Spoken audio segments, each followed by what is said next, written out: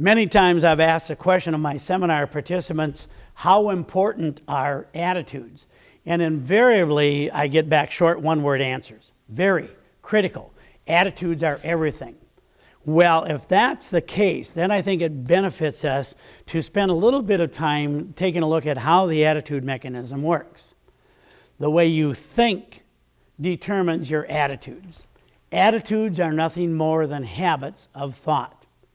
Your attitudes determine your behavior, and your behavior determines the results that you get out of life. Let me illustrate that with this simple example. I do a lot of driving in my business, drive back and forth from Minneapolis, which is legally about an hour and a half away from St. Cloud.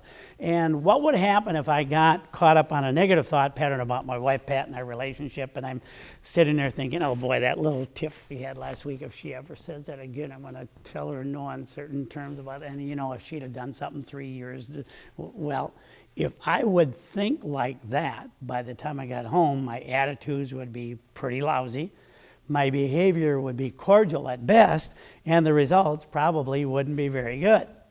What if, on the other hand, I chose to think positive thoughts? What if I chose to think about the love that we've shared now for 44 years, the joy that we had out of raising our children, or how during a tough time she was right there, so loving, so supportive? Well, if I would think like that, by the time I would get home, my attitudes would be a whole lot different, my behavior would be a whole lot different, and the results would be a whole lot different. And let me ask you this, what changed? The only thing that changed in those two scenarios is what I chose to think about. So I'd like to sell you on an idea. If somebody would come up to me and say, look, I'm not really into this stuff, but I'll buy one idea. What idea would you choose? It would be this. Please set aside a little bit of time every day to put something positive into your mind. We spend a lot of time in school learning how to diagram sentences and solve quadratic equations, and that's all well and good. We need to be competent.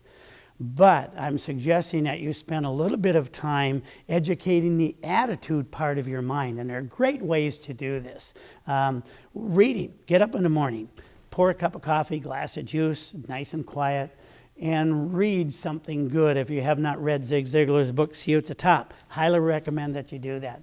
I read a book back in the 80s entitled Love is Letting Go of Fear by Dr. Gerald Jampolsky. Completely began to change the way I worked with my kids at school and my own kids at home, and in general the way I dealt with people. So the suggestion again is this: set aside some time every day to do something to put some positive thoughts into that precious mind of yours, because your thoughts do determine attitudes, and your attitudes do determine your behavior, and to a great extent that's going to affect the results that you get in almost any walk of your life.